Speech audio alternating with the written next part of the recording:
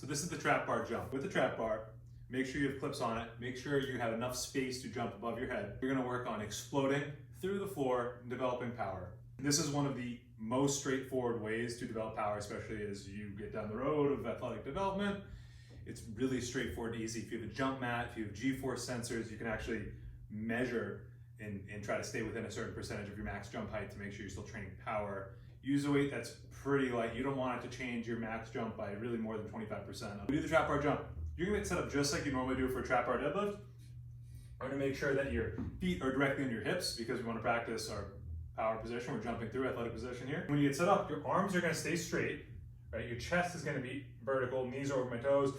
Big breath in, so my back is flat, my armpits are covered. I'm gonna explode straight up, keeping that power. Don't let your arms bend. Try to keep them straight so the tension stays in your legs. So big breath in, drive through, catch that landing, reset. Drive through, catch that landing, reset.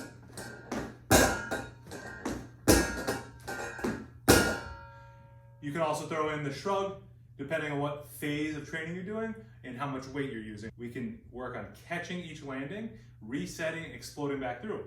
Your first rep should look the same as your last rep.